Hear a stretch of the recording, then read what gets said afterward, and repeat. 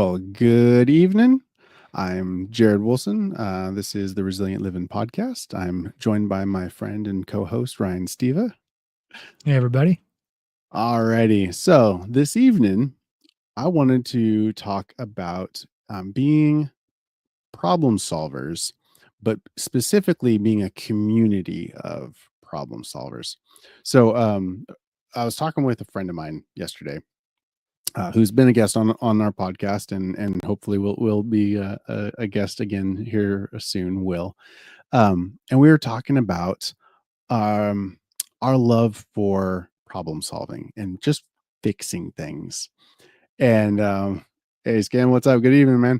Um, and um, and I was thinking about that because Ryan and I we've talked about almost ad nauseum about our approach to how we fix things and how we do this, and but I kind of took a step back and went, okay, but why do we fix things like this, and why is this? And I started asking lots of these questions. So it kind of evolved in my brain about, it's like, I really want to talk about this on our podcast, because this is something that I think that we as a community, especially in like the homesteading, self-reliant mindset people, we are already problem solvers inherently. Like, you're not going to succeed very long on a homestead without having problem solving skills. Right. But what I Yep. what I really, really want is us to see that as such an amazing asset in the community paradigm, right? Okay. So, no gatekeeping. That was my very first one, because like, and we've talked about this.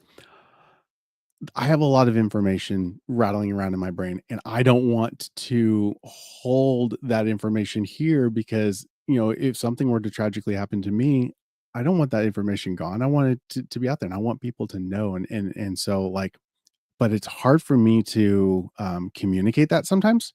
Because unless I'm spurred on, like, unless we're having a conversation, and it pops up, it's hard. So, um, and we've talked, I'm jumping this on Ryan right now. Um, I just talked about having a Discord server as a place that we could post questions and comments and things. And because that was something that's really been rattling around in my brain, is I want to have a place for that information to reside, and I want a place for that to get disseminated, and I want a place for that to be able to, for other people to be able to communicate their niche understandings and knowledge, and wonderful experiences. So anyway, that's kind of what spurred all this on. Yeah. Well, and to make it searchable as far as the Discord server and things as Yeah. well. Um, Exactly. Yes. Yeah. So yeah. I've got a Discord server up. I've got sections for gear and gardening and animals, and remote hole punchers and homesteading and power. And like, we can add to that, and Yeah. we can expand that, refine that, whatever. But yeah, if anybody who's joining us on this wants access to this Discord server, just let me know. I would love to if that seems to be an asset. So anyway, that's all. That's cool because it's a relatively decentralized thing that Yes. that you can kind of run. And I'm sure there's a million Facebook groups, but will Facebook show it to you? Right. Is it local people that you care about? Will you get banned for talking about remote hole punchers? So, and Yeah, I suppose Discord has some of their own stuff that you they can do, complain but about, but it's a better platform at they, least. they seem to be less finicky about it, and they're not doing things retroactively. That was the thing that really killed me, because I was looking into doing stuff on YouTube, and we have content creators getting doxxed, getting in trouble for content they produced 2, 3, 4, 5 years ago. When Like, it was I'm okay. sorry. Yeah, exactly. It's like, it was okay at the time, so why am I in trouble now for something that I did that was okay at the time? Right. So anyway, I digress. No, I like your point, your initial point of no gatekeepers. Um, I'm a big fan of knowledge should be free. Yeah. Sure, you can charge for your time, for your, in that sense, you can charge for your wisdom and your knowledge. Yeah, and But we'll actually get to that in further in, is because, um, you know, you are worth your expertise. Mhm. You know, when I hire you, I know that I'm hiring more than just somebody who to give me an answer. You're going to give me knowledge. You're going to give me experience behind all of that. And that's really kind of the culmination of all of this, of being a community of problem solvers, is we're bringing more to the table than just an answer. Right. A great example of that is I was talking with a client yesterday who's wanting to put in an off-grid plumbing system.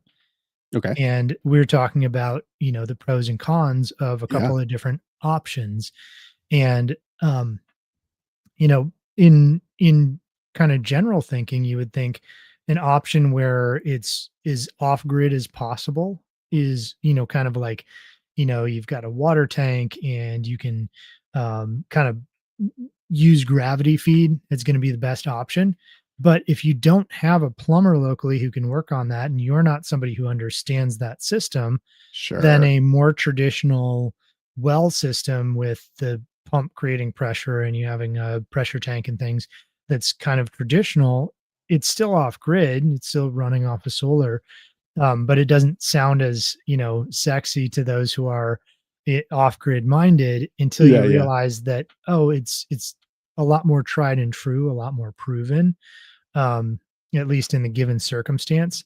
And Yeah. so being able to come in with like, I didn't just say go with this option, not that option. It was, okay, well, let's talk it through. Here's why, and why I think it would be better to go with kind of the more traditional plumbing system or plumbing solution than the kind of prep or off grid type solution that we're kicking around as well.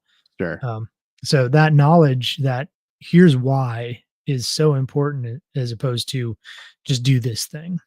Yeah. Well, and that's like when I was talking to Will, he was in doing an evaluation for a couple. They wanted do a remodel on their house, and it was a stick frame house, and they wanted to punch out a wall. He's like, "Well, hold on. Yes, you can do that, but Mhm. this is why." And he gave them a quote, and they're like, "Oh wow, that's a lot of money." Like he's like, "Yeah, it is, but you got to understand what is involved with this, because somebody will come in here and they will quote you half of what I just quoted you, and it will be probably unnoticeably, you know, for 3 years, Mhm. and then your ceiling is going to start to sag and your roof is going to start to sag. And now you're talking about $30,000 to fix all of your joists and redo your whole roof and redo all of the sheetrock in here and redo, for want of just spending the, $6,000 to do this correctly. Right. And so he's like, I don't even care if you don't go with me. You need to understand what it actually is involved in doing this. Yep. And so, yeah, knowing those caveats, knowing those exceptions, knowing those that thing that's what we bring to the table, in our own little niches. And like, so for you, you can go on, into a customer consult, and it's a fairly easy for you to charge for your time. Same thing with Will. Like he can go in and he's like, look, I'm good at what I do. I can charge what I'm for my time. I was thinking about that from my perspectives, like in being in a retail shop. My time, my expertise don't really get wrapped up into the cost of my goods. And Mhm. so it's kind of like I was like, how do I monetize this? And I was like, I don't know that there really is, but I don't want that to hold me back from giving away that information, you know? Yeah, I think, there can be, but it's gonna be subtle and you have to build it over time Yeah, as opposed to, I'm gonna, put 20% markup, additional markup on my sure. goods, and you could just get them on Amazon, so it's almost like, where like Best Buy has become the physical storefront for people to Yeah. try things they're gonna buy on Amazon. Yes, right. And you don't wanna be that, but No. as you gain value in the community and people know that you've got good products, that you've researched them, and that they can come to you if they don't understand how to use it, Yeah. that becomes a value add to their purchase. So, Yeah. Well, it's It's funny, something you like, can build over time. I was going through my database of, like, all of my inventory, and I'm seeing, like, all of these things with, quantity 0, quantity 0, quantity 0. I was like, "Why in the world do I and I realized, like, those are all the one-offs. Those are all the things that I just stopped and I'll just somebody came in, like, with a problem, and that's, let's jump to always start with a question. So, whenever somebody comes in and they're like, "Hey, I want this." I'm like, "Okay, that's cool. I can get you that. That's fine. Can I ask what do you want it for?" Mhm. And then it's like, because I really want to hear the story. I really want to know what is the driving force. What is their mind's eye? What do they see this thing being capable of doing, or them doing with this thing? Right. Because more than half the time, I'm like, okay, that's awesome. I love that. That product probably is not actually going to do that for you as well as you Mhm. think it's going to do. Um, what I had a guy come in, he had seen somebody running um night vision on one eye, thermals on the other, and he thought that's the coolest thing in the world. I'm like, you're absolutely right. It's really cool for the less than 10% of people who can actually do that. Most people's brains can't converge differential images together. Um, so it's if you are one of those people, right on, dude. Let's do this. I can get you set up, no problem. But what if you're not one of those people? What if, Right. you're one of the 90% that aren't? Let's look at some other options here. Yep. And so Hey, like good I had evening. hey Good evening, bro. Rocky Pines. How you doing, man? So Yeah, I'm go I'm like ahead. so I'm looking at all these one-offs things and like because and then that's it. It's asking the question. And that's one of the things I really want to encourage everybody who's listening to this is ask the question. So when somebody comes to you and has an idea or a thought, or you come across somebody who's done something, um, m- my knee jerk reaction can be rather accusatory. I could go in like, "Why'd you do it that way?" Mhm. Where, and this is something I've been trying to teach my What were kids. you thinking? Yeah, right. And trying to relearn myself is going in and actually asking the question, "Oh, that's really interesting. Why did you choose to do it that way?" Because I don't know. There could be an actual totally legitimate reason that I'm completely unaware of that they are, and that Mhm. there was a really good reason that they did that. Maybe it's just that they prioritize some things over others that I don't, and that's fine too. Um, but maybe they didn't know something that I know.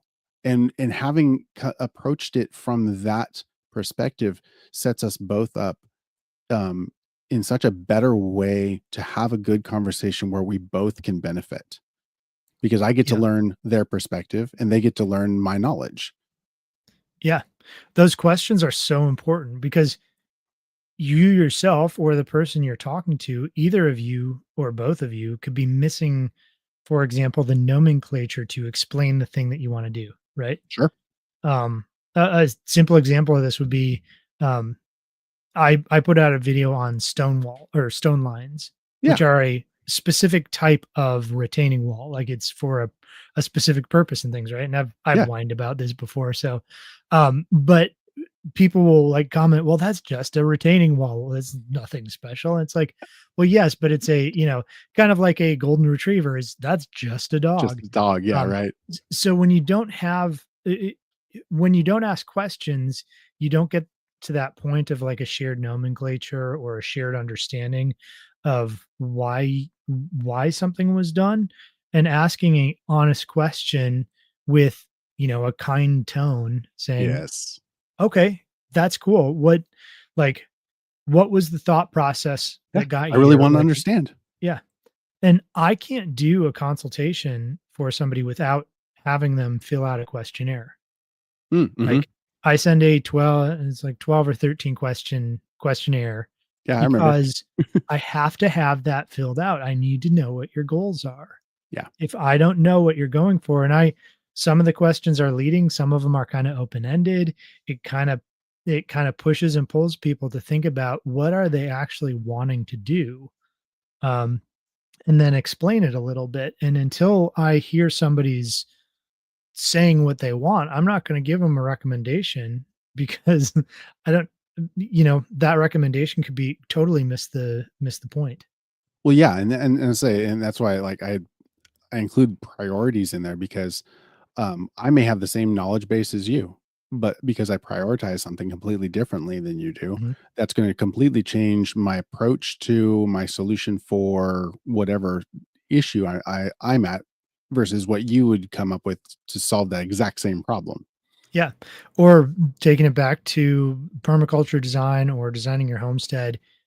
uh, Um, I'm pretty meat centric, right? Oh yeah, Like right, I'm gonna eat more eggs, I'm gonna eat more high fat dairy or quality meats that I produce to the extent that I can. sure, Whereas I was at a client's house today helping them get some things done. They're very vegetable centric. And okay, it's not that they're opposed to meats, but that's their primary food source is high quality vegetables from their land. okay, That's a totally different setup, and yep, it's not that one is right and one is wrong. Um, it's more that you need to know when you're dealing with somebody where their viewpoint is from. So, yeah, yes. yep, Yes, and it's and that's where being a community of problem solvers comes into play because everybody is going to have those opportunities. Everybody's going to have those conversations, whether it's explaining your homestead to somebody else or asking about their homestead or whatever aspect of their life. We're going to have those opportunities to either edify and equip or tear down, and so really we will need to be very conscientious of how we convey that, and I'm horrible at this. I have been told, and Rocky, I'm going to use your I like your it. RBV. it is a thing. RBV is a thing, and I have been told that I can be harsh in the way that I convey things, especially when I'm passionate about something. It's Um, called direct, Jared. I there we go. That's my good, Yeah. the spin on it. Um, but that isn't always the most beneficial, especially like when dealing with my kids. That's not the beneficial way. That's not a way, an encouraging way. And I don't want to encourage them to be like me in that. I want them to be better than me. And so I want to encourage them to ask questions and to do it in a um, information seeking perspective, not a I'm going to tell you how you're doing it wrong, which is usually my approach. Is I'm smarter than you, and you need to shut up and listen. Yep. Yeah, it's certainly I think well, also just online discourse. Um, we've kind of been taught it's kind of like driving a car where there's this separation, like I'm not actually going to meet you in real life or something. I Right. But our brains are like, I'm just going to criticize this person. And I've certainly had to work on that. Sure. Not assuming their tone or not assuming their, where they're coming from or whatever. Um, And English is a really hard language to hear tone in written text. So mhm. I like, yeah, I try to read into it, but then I'm like, no, no, that may not be the way that they're actually saying that. And yeah, it can be hard. And yeah. Yeah. Well, I mean, look at Greek. You've got like uh, 5 Mhm. individual words for, like, every word in English that we would have that give Oh you yeah. context to the meaning or the purpose. And then the endings on the words tell you exactly which word that which noun the action is being taken upon, and it's very explicit. It's very Mhm. precise. It's really a quite beautiful Latin, same similarly. I loved it. And actually it made me even more angry at English the more I learned Latin. Or hodgepodge of It's languages shoved horrible. together. Yeah. It's so bad. Yeah. Um, I did want to say, um, share this with a friend, right? I was thinking about this. If we have okay, so right now we've got 7 people in here. If everybody shared this with somebody who also is on this journey or wants to, wants information about um homesteading or about whatever, we could grow this community massively. I did the calculation. It was like if 7 people were in here and everybody shared it with one person, in 2.5 months, we'd have like 3,500 people in here, which I don't expect, but it's one of those things where, because Facebook is not going to push this. YouTube is not going to push this. We have to do this. We have to try to get this information out there. We have to try and share this as much as we can. So invite people in. Absolutely. Yeah, it's too uniting of a message. Right? It doesn't divide people. It doesn't pit everybody against each other and get We people can't have fighting. that. So yeah, you can't have that. Wild. It's wild. Yep. So Jared, what is kind of the next thing you were thinking about as far as community problem solving? We talked a bit about no gatekeeping, which I think is absolutely vital. Yeah. And we talked a little bit about asking questions. Are there any other questions or ways to help invite other people into the conversation in a way that is thoughtful? Well, sure. Like, so something that I could hear this quote in the back of my head was, and it ended up being, it was Socrates.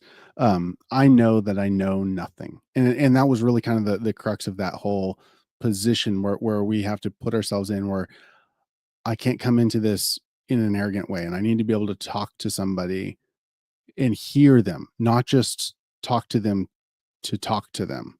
Because that's something I've especially like you mentioned with the internet, um, we don't seem willing to listen. We just seem to be waiting for the break so that we can talk. Hmm. Um, and I guess I think that's from the internet, because you don't have to really wait, because you can just type into the chat, or you can just comment on the thread, or you can just you just can just insert whatever. And there's not as much thought being put into it, and there's not as many questions. It's all very much opinions, and very subjective opinions at that. I think we as a society, as community, would be so much better off if we could just stop and ask questions, assuming that we don't understand, and actually listen to those answers, and actually hear people's perspectives, and hear their reason and rationale. We would be so much better off as a Hmm. society. Yeah. And you know, we have all these mental illnesses cropping up, and so much of it is, I think, a disconnect from community that Yeah, causes various forms of psychosis. But then, yeah. we talk about just eating better and how, and there's actually a lot of information out now that things like ketogenic diets, that a huge number of people who are schizophrenic have seen basically full reversal from Gut changing biome, diet. and the impact on your brain and brain function, and all your system, your nervous system, is very much understood. And Mhm. yeah, we really need to prioritize. Well, okay, so in the healthcare industry, um they would do things called poop transplants, right? Yep. And there were some wild um effects from some of these plants. So I was at this one hospital, and they had this gal, and she was morbidly obese. She was very large, and she had developed an infection that required a transplant. So they had cleaned her bowels, and they gave her this transplant, right? She started losing weight like crazy. Mhm. It turned out that the person that she had gotten the transplant from was a very, very active and fit individual. And I went, "I wonder if that's, related. That's interesting." So, there was another hospital. So this study went out, and because they asked the question, and this other hospital was like, "Ha, funny story. We had the exact opposite thing happen. We had a very fit, like marathon runner, active individual, same kind of thing, get the transplant from not morbidly obese, but a very, overweight individual. Mhm. She couldn't stop putting on weight. Like, it didn't matter what she did. She didn't change the way she ate. She didn't change the way she worked out. She didn't change anything. The only thing that really changed was her gut biome, Mhm. and it fundamentally altered her entire metabolic rate, her fat stores, everything changed. It's like, yeah, Yeah. no, this is real. Well, it's actually it's very provable and quite easily provable in many respects, but, um, our body is more cells of these Other things than biosis. us? Yeah. Yes. So the dysbiosis of the gut, of the skin, of, various parts of the body become, so much more meaningful than you would ever think. Like, um these are cellular symbiotes that Mm, are, they're symbiotic with us, and if you get them off balance, or you get the bad symbiotes that are wreaking havoc and, pushing your body to, basically what they'll do is they'll cause reactions within your body where you think you should be eating things that you shouldn't be eating, because that's sure. what the At dysbiosis once. thrives Yeah. on. Yeah. Um, so yeah, the fecal transplants are a really interesting concept. And our obsession with antibiotics, Oh, um, yes. We've the caused so thought many problems with those silly things. I had never thought of this before, but there's a lot of research basically that's suggesting that the appendix is an arc for the biome of the body. I've heard that before, yeah. Yeah. So what that means is, if you get your appendix taken out, so let's say you get a round of antibiotics, and your gut clears out, or you get some Yeah. bad bug, and you Clears have everything out? dysentery but recover from it. Now Yeah. your appendix carries the biome that your body needs to regenerate that. And But so if if you you've had take it the appendix removed, out, yeah, yeah, you yeah. have no way of regenerating that. So, or if you have antibiotics for months on end because Yeah, of, some botched surgery or something like that. whatever, yeah. Yeah. Mhm. So anyways, just very interesting, totally off topic, but I guess it comes down to a healthy community again, right? Well, and I was just gonna say, I'm like, "No, not really, 'cause this is, expertise, this is knowledge that gets disseminated because we have the community, and so this is kind of the crux of everything is you know something, you share something, people get to learn something, and they're better off for it." By the way, for those who are watching, you're part of our community, It's right? exactly. And so we want to have people from our community on. We've done a few interviews with some really amazing people who, Yes. for us, live locally, but actually, Vic from Rocky Pines does not Oh, live locally anymore. He used to. well, he Um, can come visit, just saying. yeah. But if you're out there and you're like, I do something different, or I have some niche expertise or something like that, come on. We had Nicole Sauce come on and talk about raising sheep and Yeah. what she's learned about raising sheep. We had Um, Stacy on talking about living off grid. yep, absolutely. So, We had Elliot on talking about physical fitness and physical readiness. yep. Um, so, everybody's got something that's worth sharing, and And we that's want to give a that's a really platform. important thing that everybody who's listening needs to understand is, um, you actually are a better asset than you think you are. You actually know more than you think you do. Imposter syndrome is real, but don't let that stop you. Yeah. You may not be an expert on something. That's fine. You still have something to contribute to the conversation. You have a perspective. You have experiences that are really valuable because no, it may not match what I'm going through, but it can match what somebody else is going through to a T. And so your Mhm. little niche understanding of whatever subject can help somebody. And that's where having something that lives ad infinitum, like having the Discord server, could be really beneficial where we can search and we can go find, hey, has anyone else had, this specific type of worm on their sheep? Or has anyone had, this issue when they're growing this specific food in this, area? We can speak into each other's lives. I will never know that much about animal husbandry or plants. That's just not the way my brain works, and that's fine. I want to be able to lean on Ryan or other people that do know those things. And it's like that way I don't have to keep track of that because that's the other thing that um, the lone wolf mindset where I can just amass all of the information, all of the resources, and I'll be fine all by myself. Yeah. It's not a life worth living. I mean, really, it's not. No. And, as you were talking, I was thinking about, Foxfire books, the Yeah, series. So, I mean, right here. I bet none of those old timers, you can show it if you got it nearby, but I bet none of those old timers who were in that book thought anything of their skills, their knowledge. They're probably sitting around on their porch whittling, thinking, "Yeah, there you go, Foxfire 3. Nice." Some old man sitting on his rocking chair in Appalachia, or however you Yep. say it, um, whittling some stick and thinking that his life had mostly passed him by and he didn't have a lot to share.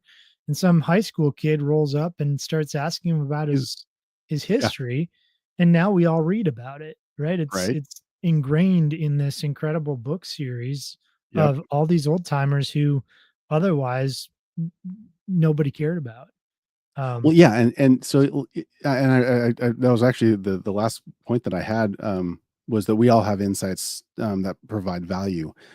Every pinch point that you have a workaround for is an insight that can help someone. Every exception is valuable. Every caveat is useful. We all have unique knowledge and experience that makes us valuable. We've all struggled to solve problems, and these things need to be shared.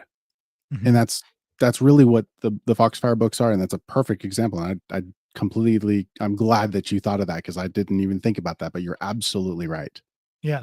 Well, so my wife Megan and I were talking actually just last night about, so we used to live in Minnesota, and I'm not trying to insult anybody there, but where we lived was this, like, we were right on the edge of this ridiculously wealthy hoity-toity area.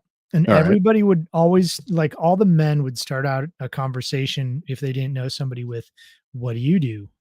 As in, like, "What do you do for work? Let me judge and see if Yeah, you have sure. value, Value. like, Yeah, if I can, do business with you, if you have some value to me, and that's why I'm asking." sure. Whereas, like, if like, I ask that question of people, but it's like, okay, so what, like, 1, what do you do for work? And then 2, what do you love and enjoy doing? Yeah. And my point in that is like, I wanna know about them, and oftentimes in the things that people think are really mundane, there's, like, really interesting nuggets Oh, yeah. in what they're doing.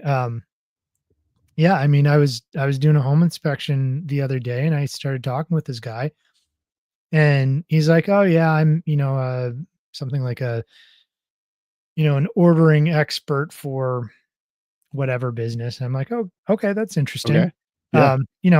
Not what I would normally think of, but it turns out he not only orders, but he, like, runs projects to build out hydroponic systems, like large scale hydroponic systems. No kidding.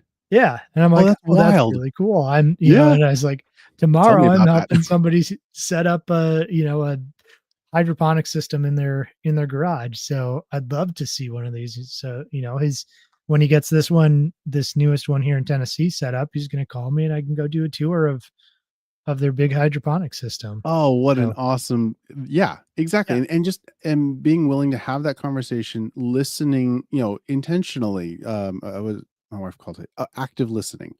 Mhm. Um, like, I'm not trying to do it manipulative, I'm not trying to do it so that I can, degrade you, I'm trying to know you, um, Right. and because I already value you, because you're a human being created in the image of God. You already have value. I wanna know what all those wonderful facets are. Right. Yeah, and so you're asking the question because you actually care and wanna know, um, and wanna bring more value to your understanding of that person. Yeah, For me, it's about a connection point, right? Like, sure. I can find something about everybody that, even if they're there's some Antifa activist or something, and they're somewhere totally different than I am. I Yep, bet I'd probably at least agree with the premise of the things that something they believe, most likely. and can make some kind of connection. May Mhm. not agree with how they deal with it, but No, you know, true. we can connect with anybody, and I think that's something that we've been trained to not do. We've been trained to fight and find where our differences are when we likely have 90% or Yeah. more of similarities and things that we're going for. Yeah, we let our differences define us. Like, Mhm. why would that be the definition of us, is our differences, when we're so similar in so many other ways? Right. Yeah, it's sad to watch that happen and to watch that psychosis just kind of grow and gain momentum in our society. Mhm. And that's really, and I know we kind of harp on it, but there's a reason we harp on it. That's why community is so, so, so important, is and that we need to get back to that, of being able to know your neighbor and trust your neighbor and be able to call your neighbor when you need help and be there for each other and care about each other, because that's the way we were designed to be. Mhm. Yeah, I've harped on this before too, but church, modern church, Yeah. and how like Jesus set up his church to be, you know, a handful of people that we could actually know their names, that we could actually, actually spend time with, break bread with, Yes. understand. And there's a place for corporate worship that might be a larger gathering, Mhm. kind of like the synagogue was for the early Christians. Yeah. But the day to day we should be doing together, Right. and it's like the Bible has all the answers for the things that we're Almost. struggling from. Yeah, Yeah, because it was a completely decentralized system. right. It was But just you and your friends. mhm. But here's the thing, like, I say that because I believe it, Yeah. but if you don't believe it, I don't have to dislike you. We can get No. along great. Yeah. Yeah, I can complete I'm on staff at my church. Like, I go to a box church. It's Mhm, 4 walls and the roof and all that stuff. And, but at the same time, I value that above anything else. It's great. We have an amazing resource in the ability to have a place that we can gather, that we can publicly worship, that I broadcast our services live every week. We get to minister to people. mhm, It's a great resource. Um, it can get in the way. It can right, get in the way so badly, and it can become so misunderstood that, "Oh, that's church." No, that's the and you that the you're right, we're the church. That's just a building, and it's a good resource, but it's just that. It's only that. Don't let it become more than that. right. Yep, absolutely. Yeah, it's kind of a centralized place where, Mhm. maybe we can gather a certain amount of funds or whatever, but at the Yeah, same time, I mean, we should be knowing each other so that when somebody has, a hard financial time, we know them, we understand why it happened. We understand that like we can actually help them out of it, yeah, and we can pool our resources, rather than we've got some giant, whether it's church, whether it's the state, we've yeah, got some giant structure over us, and they decide for whatever reason who gets what, rather than us determining, where help is truly needed, right. and having a relationship where we can start to help others in that too. Yeah, be the hands and feet. Mhm. Yep. All right. Yep. So we have gotten a little off topic in a It's good alright. way. Yeah.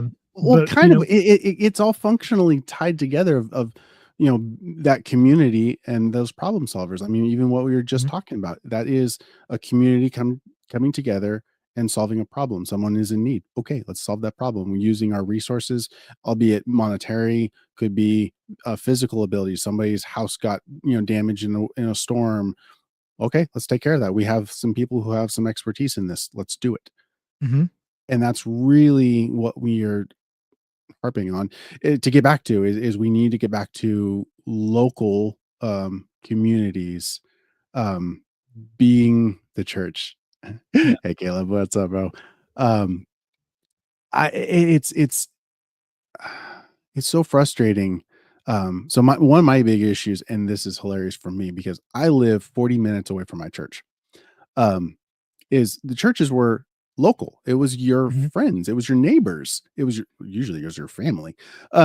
because you can't move very far, a mile from where you were born, right? Right.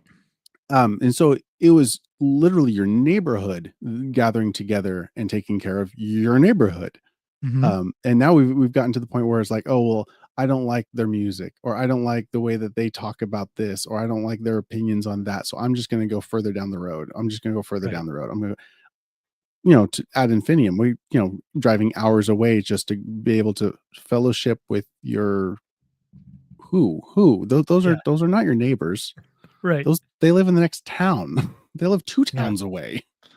Well, but you couldn't find a good post mill church close enough, or, whatever your, Right. pet topic is that theological or doctrinal issue that you've gotta. Yeah. Yep, it's It's unfortunate. It is. But then okay, so then you have the other side of that equation where you have the people who um completely sever themselves and they Mm, go lone wolf. They go, "Nope, I'm just going to do this all on my own. I don't need anybody." Now that could be from a preparatory perspective, or from a church perspective, whichever. It doesn't really mhm, change the outcome. It doesn't work well. We need community, whether it's in a disaster or in a spiritual sense. We need community. We need iron sharpening iron. We need people to take care of us, and for us to be able to take care of. Um, it's an inherent aspect of the human condition to be a part of community, yeah. um, with the ups and the downs, the goods and the bads. That's just kind of it. I ran across a really cool story, and I don't think it's folklore, I think it really happened, but, Okay. because I did enough digging to figure out that it appeared to be real. But just on this topic of community being really important, during the Great Depression, farmers would have something they would call penny auctions. I've heard of this. And Yes. so how this works, and there was actual pictures of this that I was able to verify. But how it would work is the community in the Great Depression, especially, as a farmer was losing their home to or their farm to a debtor, the community would gather around, they would go to the auction, they would literally hang up nooses as a threat to anybody from the outside. Don't come in Don't here, you Yeah. don't bid on this. And basically they bought back everything of that farmer for like pennies on the dollar. Uh-huh. And then the final bidder was always like a very like on the actual property was like a very well-known, trusted kind of like elder in the community.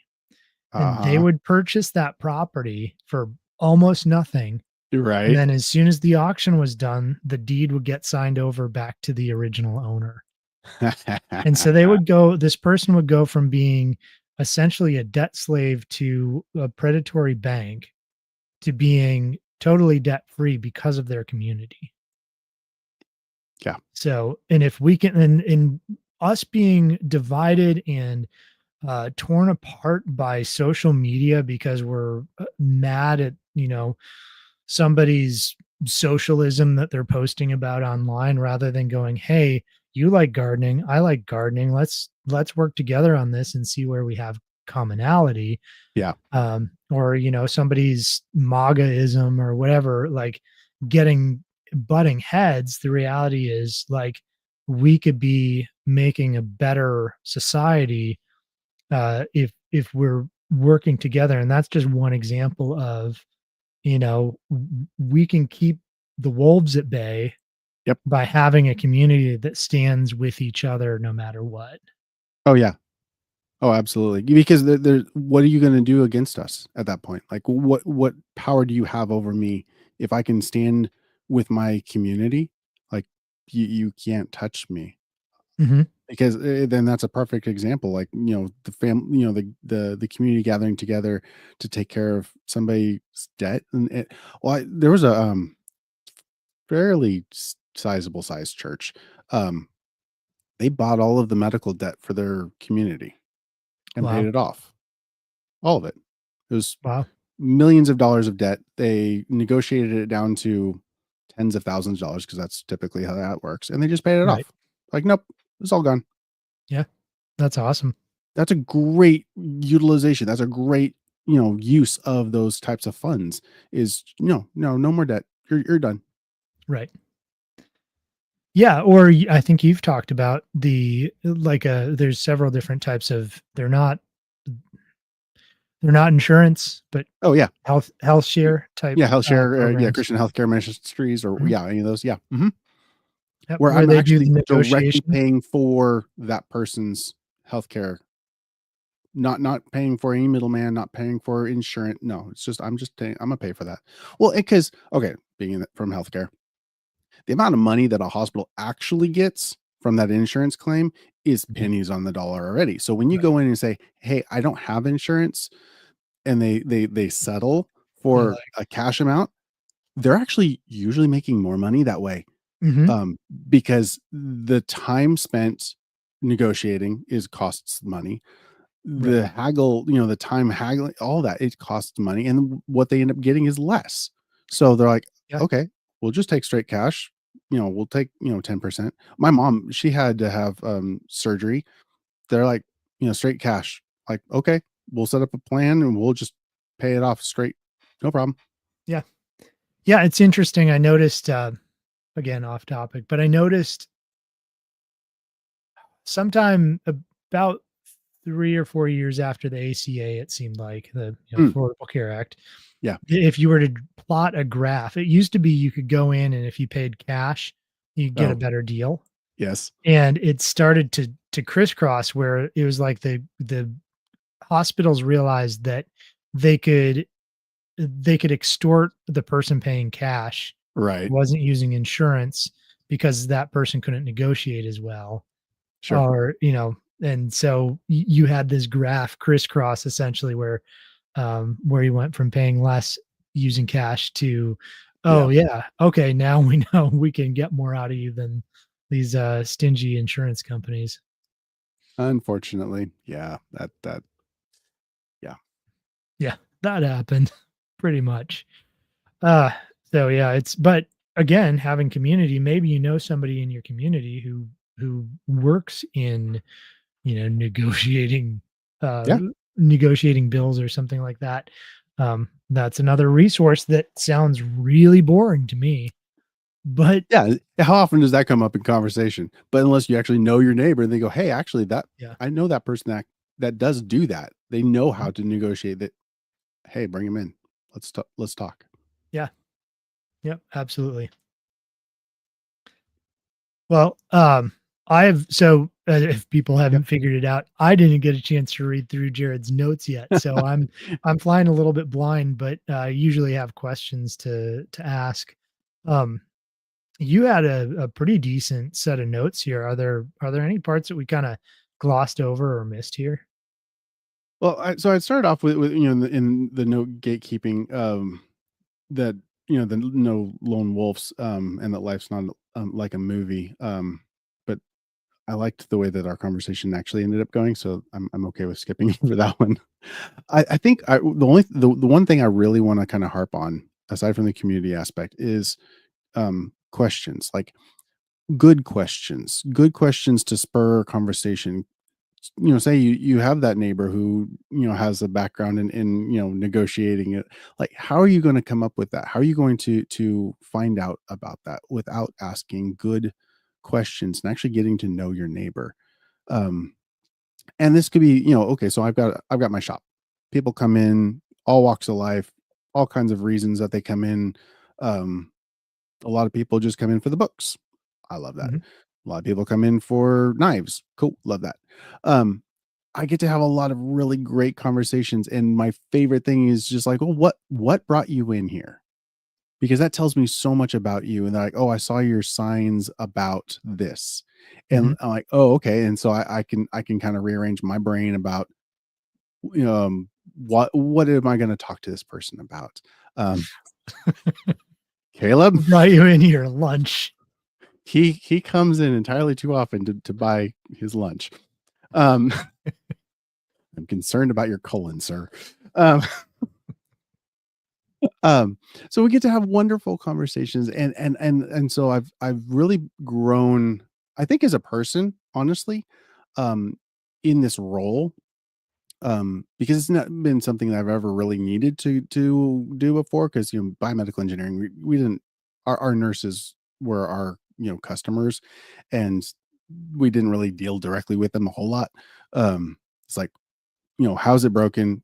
What did you do to it? You poured your coffee on it again. Like, because usually, Did you um, unplug it?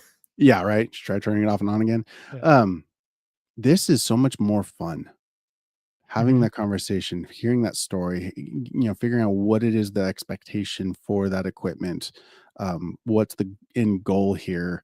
I get to have a lot of fun doing, asking those questions like, oh, okay, cool. So you want to go on the Appalachian Trail. Okay, so we're gonna go with lightweight stuff. Okay, so I've got some titanium silverware that's probably going to be something you might want. You might want to think about maybe this water filter versus that one, because it's going to ounce per gallon, ounce of the device per gallon filtered is higher, which Mhm. isn't a normal metric that you would use, but in that Right. application is incredibly important. So it's been great, and having those conversations and asking those questions has been wonderful. Yeah. I have a conversation or a question for the audience. So those watching Nice. now or later, throw it in the the comments underneath the video. But my question is, what are drawing on this idea of penny auctions? Mm, What are some other like places where a community, if it was like organized and rallied towards something, could make a difference? And I'm not talking about getting your special politician elected or, no. Yeah, yeah. No. something like that. What I mean is in your community for a person or for several people, if you could actually get people to just work together, what are some of the big problems that we could overcome? Or what are some examples that you've seen that might be similar to that, that just as examples that we can maybe draw on and then use our conscience or collective consciousness of the group of people to think about how can we modify those ideas to fit some other purpose, or use that as a springboard to think about what other things could we be doing. Okay. So Andre has education. I've Yeah. seen some pretty spicy board meetings where the parents showed up in mass to express their concern for a direction that a school system was going. So I could definitely say that that has definitely happened. Um, Yeah. yeah, And he might be meaning that, or it could be another thing, which is just getting together to actually yeah, educate to each other. educate. Yeah, Mhm. right. Like, even And what we're doing or what we've done in the shop, I've, had CPR classes and, doing stuff like that. Yeah. yeah. We've got several really awesome, co-ops for homeschool kids in the area, Mhm. that are fantastic. The parents that are involved, because that's the requirement, is the parents have to be involved. You have to teach class, have to do something. They're great. Like, my kids come home just like raving about whatever it is, that's going on. Hey, mom. Yes, exactly. Yeah, She's so my right. my my mom, she was the, area coordinator for our homeschool umbrella growing up. So that was, like, all of, like, the middle of California, and so we got to oversee all sorts of things. We had science fairs, we had, PE days, we did all kinds of things. Mom taught chemistry, another one, had an English teacher, we had history, we had, bio, whatever. It was wonderful. Yeah. Mags, yeah, mutual assistant groups, great resource. Yep. Um, Absolutely. yeah, call tree lists. Oh, I wanted to. So speaking of call tree, totally off topic. As I've been selling more and more of these amateur radios, I've been putting my frequency in everybody's radio, and so, like, I'm building up this, like, network in this whole little valley here. It's great. So, like, if there was an emergency, we can all talk to each other. Like, I might not be able to talk to somebody on the other side of the hill, but we can daisy chain to each other. It's great. I love it. Yeah, that's awesome. And, one of the other things I was thinking about education wise is we've got things like up by you, there's the Spencer Library. Yeah. And I think that's where we met, is it not? Yeah, it Yeah. is. You and Meg came to one of my classes. So, and we talked a little bit before, there's some more comments I want to get to, but we talked a little bit before about not getting dissuaded by the what do you call it? Imitation or um, Imposter syndrome? imposter syndrome. Thank you. Yeah, Yeah. right? Here's the reality. So everybody knows I don't consider myself really an expert on anything I'm because the definitely more I not. get to know about it, the more I realize I don't know enough about it. Right, that's Socrates. I know Right. that I know nothing. Right. But what I do know is I know a mile wide and like a foot deep. Sure. Right. And that's a lot of volume of water. Sure is. Um, and some people know a mile deep and a foot wide, which is an incredible depth of knowledge, Yes. but sometimes there's a gap or an inability to apply that knowledge to something else. Sure. That's what I consider myself expert in, is applying the the deep knowledge of somebody else, being able to ask the right questions and Yeah. seeing the ties from point A to point B that seem totally disparate Right. to the person Well, who's expert in so something. yeah, then we bring in community on as a layer above that. Now Mhm. you become this bridge between two people who have these incredible depths of knowledge that would you'd think are completely not related, and now you are this tie between, and you can create something so amazing that no one would have ever come up with ever on their own. Yeah, and I've literally been that middleman, that I guess Yeah. you call it liaison, right? Between these 2 disparate ideas, and I'll go, "Okay," like, I don't know if I've said it, but I'll basically interpret what the first person said To the other person. to the other person, and then kind of it's like being a language interpreter Yeah, yeah, between yeah. 2 people, but of course, I'm terrible with language, so, um, like, I failed Spanish 3 times for the record. The only the only course I've ever failed, twice in high school and once in college when I tried again. Um, so Oh, good. anyways, yeah, it's having that ability to translate is kinda between concepts and ideas and those deeper things is where I feel like I fit in. And I could have imposter syndrome, which here's your mom giving us some great thoughts again. Imposter syndrome is really just the idea that um you're faking it. It's kind of like the fake it till you make it Yeah. idea where you're faking knowing something, and because somebody, and a lot of times that happens just because you're aware that somebody else knows so much more than you do or is Yeah. so much further along that Yeah. you feel like you're kind of being an imposter of somebody else, as opposed to actually knowing things.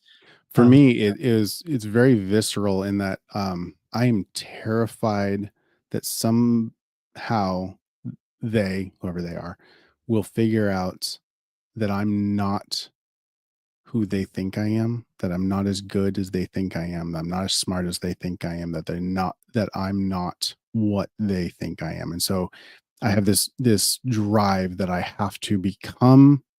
I was talking to Meg about this last night. I have to either become what they expect me to be, mhm. or I have to prevent them from ever finding out the truth. Yeah, yeah, I get that. Realistically, I'm kind of vulnerable here, but like my experience of imposter syndrome is I'm terrified that people will realize, and that's the thing, is that's why it's an imposter syndrome. It's not real, but Mhm. that I think that they're going to realize that I'm not as smart as I think I am, or I'm not as smart as I think they think I am. Right. And it Yeah. may not have anything to do with my intelligence that they like me. They're like, "Oh, that's actually the annoying part." Are you aware of the Red Green Show? Oh gosh, I love the Red Green Show. Yes. For those in the audience younger than us, just look it up. But th there was this bit on the show where they would talk, where it was like, basically is trying to make a man say, "I don't know." Yes. And so these guys would be on the show, it would be a panel of guys, and I don't remember exactly how it went, but it was basically the idea was ask them questions that they couldn't possibly know, but they would never They say, "I come up don't with know." every possible, yeah, answer that they could aside from, "I don't know." Right. I think it's just in general, it's a guy thing. And, being able there's 2 things that we've very much lost in our society. One is saying, "I don't know," and 2 is saying I was wrong, Sure. right? Yeah. And that could be, I did something wrong, as in I wronged you, or it Yeah. could be I gave some information and some portion of that was incorrect. Yeah, I misled you or yeah. Mhm. Yep. And I think those are very hard things to say. And if we build a community that is accepting of somebody who says, you know what, I lost my cool, I'm sorry.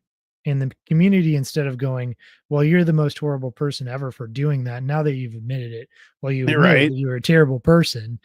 If instead we go, okay, I appreciate that. I forgive you. How can we understand each other better? Yeah, and And, move on and and grow. yeah, move on. And how do we reduce the amount of conflict in a Yeah, healthy way next time? because then you end up being stronger for it. Ultimately, it creates a stronger environment, a better, more resilient Mhm. environment. Yep. Yeah, I mean, I think of just like kids. If you know, when we've had, everybody's had issues with their kids lying, right? Sure. I didn't fill in the blank, whatever it is that you're Yeah, like, yeah, yeah. the cookies went missing. Somebody Yeah. ate The them. dog got them, right? Yeah, right. I Or the didn't do it. crumbs Well, are in your bed. yeah. Well, there's a certain extent where, like, if one of your kids comes to you and goes, "I ate the cookies, I'm sorry. Like, it was a bad choice." Yeah. Um, if you get really mad at them and chew them They're out never gonna and come back and do that yeah, again. They'll never right. tell you. And So so if we you need say, to "Thank you. Thank you for yeah, telling me that. yep. Where, Alright, you're gonna let's have deal to with that." yeah, you're gonna have to make the next batch of cookies and you're not gonna get to eat any, but Yeah. thank you for telling Yeah, there me. are consequences for our actions, Right, absolutely. right. But yeah, if you're willing to admit it, that's a that's good job. Yep. Yeah, and so we need to be like that in community too. I think again, going back to the whole online thing, it's very easy to like just excoriate somebody or, like blow their position out of the water with all your facts and video links and whatever Sure. else, right? Um, but I think kindness goes a lot further. But that also doesn't mean give up what you think or don't express your opinion, No. which is another thing that's happened, kind of a phenomenon from all of that as well. Yeah. Well, and that's why I like the approach of just asking questions. You can say, "Hey, I really wanna understand. I really wanna get why you think that or why that's your opinion." Mhm. Um, that's a much better place to come than, "Well, I think that." You're not gonna get anywhere with that. Right. Yeah, it's a balance to walk and it's hard to do because our society has become so difficult to do that in. Yeah. But if we're building community, we should be intentional about doing that as we go. And it's not going to be easy. It's No. it's People difficult. aren't easy. Yeah. And relationships aren't easy for No, that matter, right? nothing Um, worth it is, yeah. Ask any married person who's still married after a decent amount of time and ask right? them, is it easy? Have you had Coming to up on make 20 years. sacrifices? Yeah. Awesome. Congrats. Thanks. Yeah. Um, I'll yeah, I tell think Meg thanks because it's really more her effort than mine. yeah, I mean, well, there's a good saying, and it's very true. I think a lot of people tend to think of relationships as or marriage as like, oh, it's 50-50, 100, and 100. it's not. Yeah, it's 100%, 100% because if you're given 50%, you're Ain't gonna last. no, no. So Yeah, it has to be committed and full, and there's times in community where you have to tell somebody, "Yeah, you're not part of this anymore." And Yeah. that's hard too. Yeah. Knowing when that right point to cut somebody off and say, "You're not contributing to this community, and you don't seem to have any interest in doing better." Yeah, it's the unwillingness to learn and grow and Mm, change and become part of something that is where it's like, I'm sorry, at that point, you've made that decision for us. yeah. I'd say one of the things, just, letting people in on my personal thoughts. One of the things that really pisses me off the most is willful ignorance. Mm. Somebody who doesn't want to hear the thing or gets angry because you start talking about it is Oh, a as a shield from ever having to change their opinion. sure. Um, or just like, yeah, that willful ignorance. It's like, The y- ostrich's head in the sand, the la la la la. Yeah. yep, it's too scary, so I don't want to hear about it. It's like, if it's a real thing, go look it Yeah. up. Check You should me, always fact check always me. be willing to, yeah, exactly. You should always be willing to question whatever. Like, yeah, I'll look into that. I'll figure out and I'll evaluate that and its authenticity. I will evaluate it in its, effect and to what I'm talking about and how I prioritize things. Absolutely. Hmm. Yeah, unlike the New York Times telling us, "Don't do your own research." Right? You're not qualified for that. Yeah, I'm sorry, listen to neither the are you. experts. Yeah, yep, and when the experts are so pigeonholed that they you know, can't see the forest for the trees, Yeah. yeah, They're just in an echo chamber of confirmation bias and yeah. But exactly. and that's a really easy trap in and of itself to get stuck in on any side of any equation of Mhm, confirmation bias. It's a real thing. Like if you surround yourself with just your people saying the same thing, yeah, well, okay, going back to all the different churches. That's where a lot of the churches came from is people trying to surround themselves with people who want to say or believe or think the same things. mhm, That's not necessarily healthy. right. I There's a reason. analogize it to, Yeah. like, the Bible talks about the body of Christ, Yeah, right? We're and not all Paul. the left thumb. Yeah, and Paul talks about the am I an eye, or he like gets Mhm, into all these different body parts and says that they all are necessary. mhm, And I see it's really the concept of Protestantism, which is protesting something mhm. and getting stuck in that protest, as opposed to, okay, we're protesting some major and flagrant issues, but we're going to unite, you know, on a grander scale.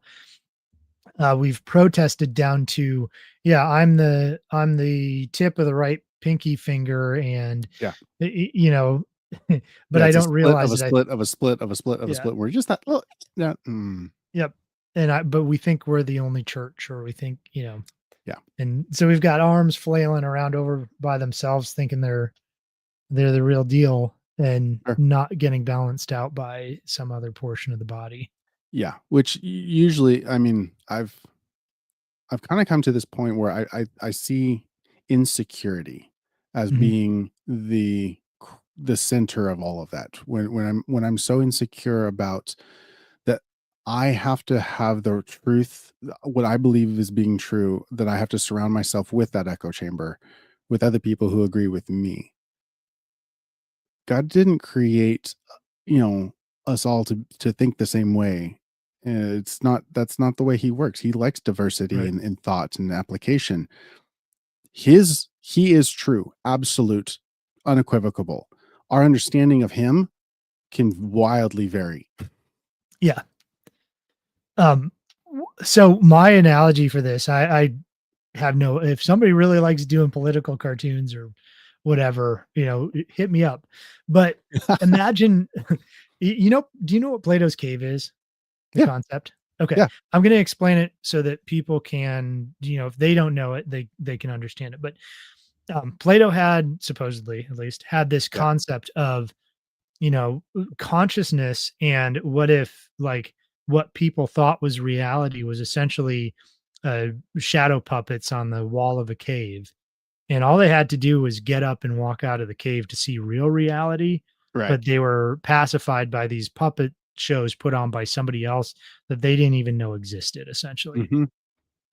Well, I've come up with what I describe as Plato's couch, Okay. and it's, the those who run society essentially have created two couches. So imagine two couches, Okay. and between the couches, right behind them, is a shadow, like something that you could cast a shadow with, Okay. right? Let's imagine that something is a cylinder, Okay. and you set it up so if you shine the light one direction, it Okay. casts a circle on the wall. Circle. And the You other way, shine it's the cast light a the other square, direction. Yeah, a square or a a rectangle. rectangle. Yeah. Yeah. Yeah. Sure. And you've got these two people sitting on Plato's couch, Yep. looking at each other going, "You idiot. Can't That's you a see? circle. It's a circle. Can't Yeah. you see that is a circle? That is not a square. It is not a rectangle. You're a Right. complete buffoon." And the other person, of course, saying the other, "It's a square. How can you not? It's got four corners, Yeah. 90-degree angles. Yep. Like, how is this not a square? Equal Right. sides." And then somebody comes along behind the, or, walks in front of this and goes, "Hey guys, um, the shape you're arguing over is actually a cylinder." You're like, wait, And what? the and the people on the couch go, collectively get upset with each other and go, "You idiot. You conspiracy theorist. How could Right. you possibly think what Yeah. like shapes are not three-dimensional? What is a third dimension?" Right? Sure. And I think that's what our society's become. Yeah. We're arguing over, is it a square or is it a circle? And it's like, well, it's kind of both, but it's neither. Yeah. And I'm not a conspiracy theorist for thinking so. I'm, first of all, a conspiracy hypothesis because that's the correct term. That is true. Yeah. um, so I don't know. That's just my how I view, Plato's couch is Yeah. our modern society is that. And Yep. if we step back enough to go, wait a second, we've got two people in cahoots casting shadows from different angles, pretending to be MAGA or pretending to be, whatever left Whatever. Yeah. wing is, you know, and uh, like we're falling for the entire thing. Yeah. Because the Um, vast majority of us are sitting out here going, I just want to be left alone. I want to right. eat real food. I want to be able to come home to my family at night. And after working a good hard day and earning a good living, like that's really all I want. Yeah. Just let Yep. me do that. And I think, the one of the issues that we've all been trapped in is that we need to have somebody uh legislate that it's okay that we do that. Yeah. Nope. Right. No, let's just do it. Yeah. Exactly. And that's the point. And it's like, if I want to drink raw milk, I'm gonna go get a hold of Bradley Bleedsdale, Yeah. Right. It's and like, I'm hey, gonna bro, go get me some raw guess milk. And I don't care who, and if he does it legally, he's found a loophole and does it legally. Yep. But if he didn't, you know what I do? I've got community. I'm not going to go chat about it on YouTube like we are now because it is legal, Right. the way he's doing it. But I'm going to go buy raw milk, probably pay some ridiculous premium because it's black market raw milk, Yeah. Right. right? And or I'm going to ask him about his expertise on how do I safely produce my own raw milk, and maybe I'll pay him for his time, or maybe we'll figure out some kind of exchange. Maybe I'll give him a consult on his property for Yeah. trading me for a goat or whatever, right? Sure. Um, but it can be all done under the table, and that's only going to work if we have community. That's right. Um, and if I trust you enough, and you're like, "Man, we've been wanting raw milk, but it's illegal, so I'd be like, well, I got somebody you should meet. Yeah, right. Or conversely, if you're like kind of shifty and I'm like, Yeah. you want raw milk? Okay, Fed. Yeah, right. The ATF has entered the chat. Yeah. Protect your dogs. Uh, Yeah, that's right. So, anyways, the point being, community gives this opportunity to pre-vet people. It gives the opportunity to work with somebody who might otherwise not be willing to do something. Yeah, you can get a gooder service potentially that you might other that's totally moral, totally okay, yeah, totally right, yeah, but might not be 100% following set guidelines. sure. Yeah, Yeah. yeah. So that's actually, to me, that's one of the huge things is that, if I trade some eggs for some, firewood, uh, who's going to know? Why should Right. anybody know? I mean, like, Right. honestly, it's like my assets for your assets. We're just Yeah. Well, who cares? technically, if I trade you eggs for firewood and you don't have firewood, and right now my chickens aren't laying, so I don't have eggs. So this isn't Yeah, yeah, happening, by yeah, the yeah, way. Um, Technically, we're supposed to report that on our income, yeah. right? So that's kind of my point is Yep. is it moral and and right? Is it, and can we do this among in private trade amongst people? And that's a huge thing that community brings. Yes, it is. So PMAs, private member associations, Yeah. those are really cool.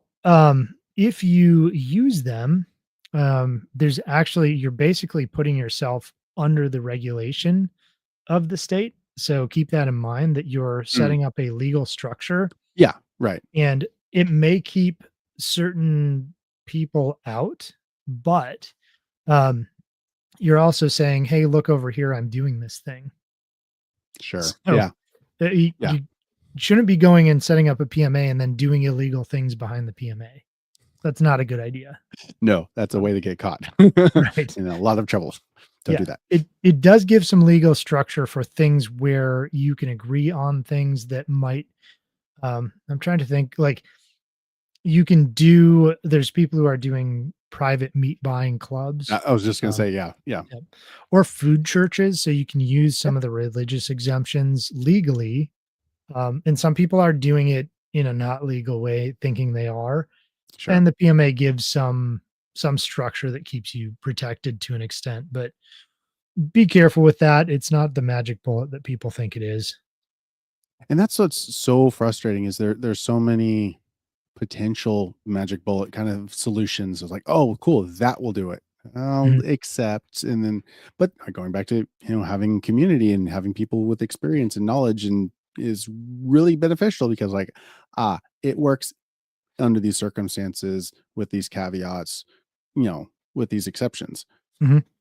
because everything has those. And, but yes, when in doubt though, just having friends and dealing with friends and providing for friends and letting them provide stuff for you, um, that should never be illegal. Right. Um, some people will call it fence post money.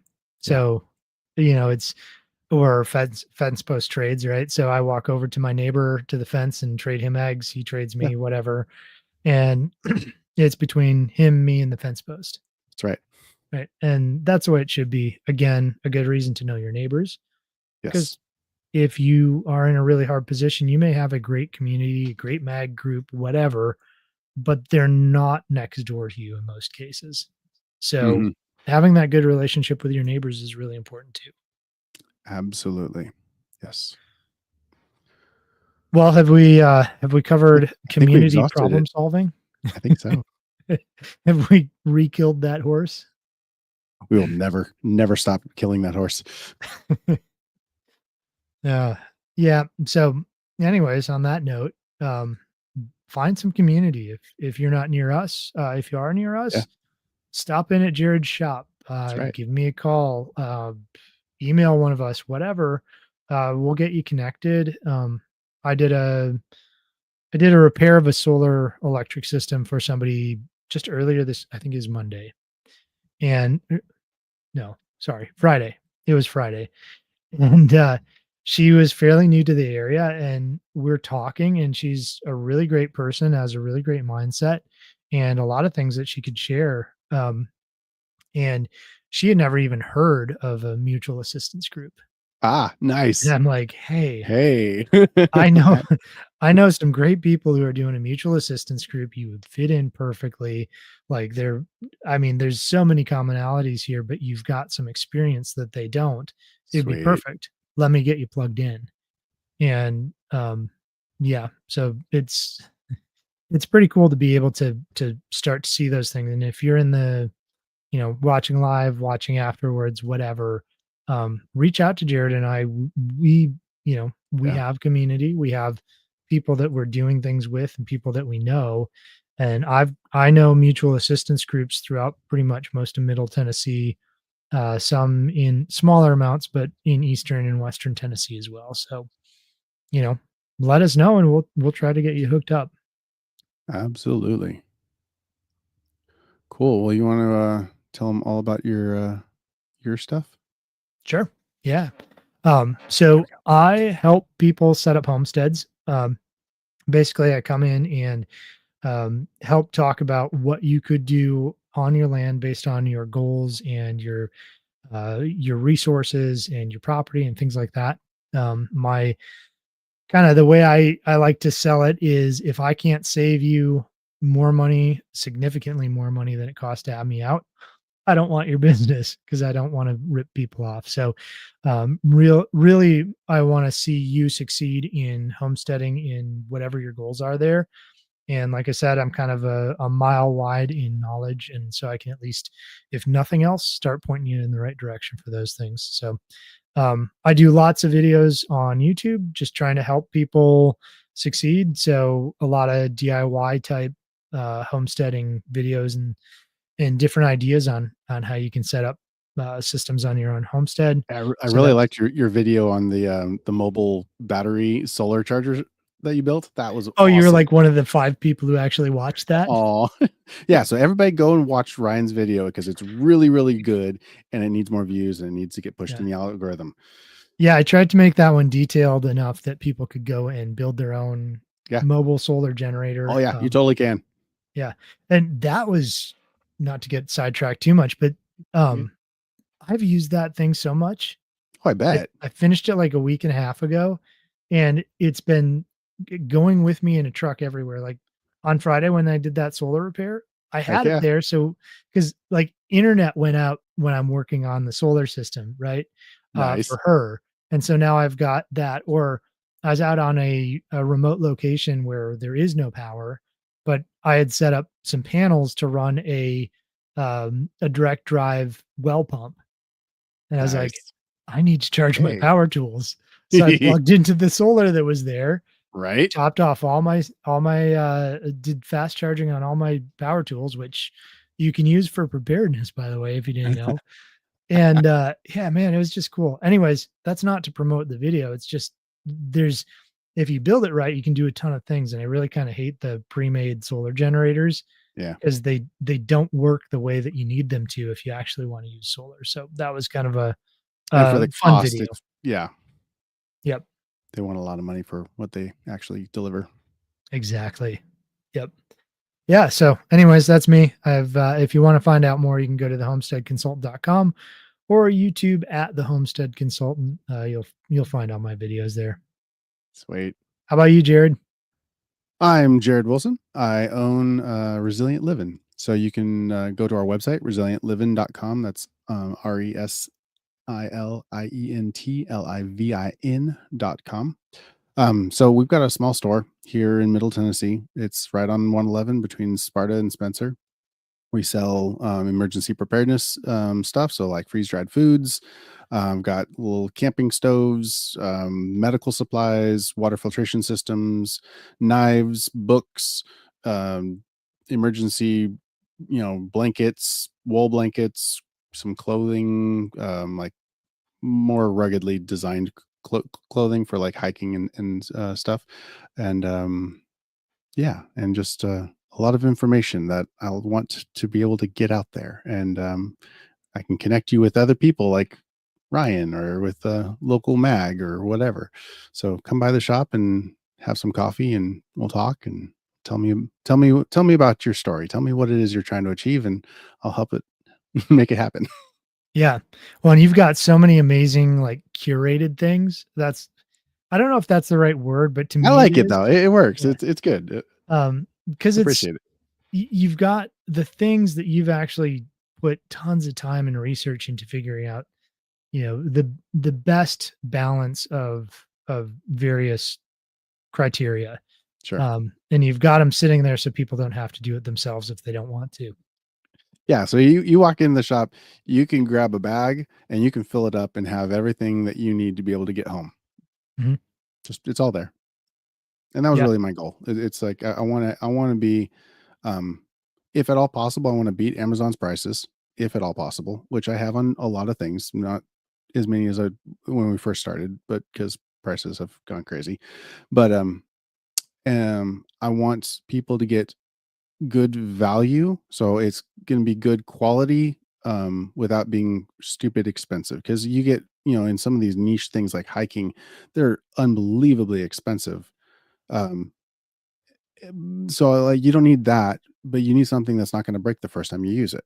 So it is a balancing act. Mhm. Yeah, absolutely. So, all right, yeah, if you're in the Spencer, Yeah. Sparta area, you should stop by and see the shop. It's pretty cool.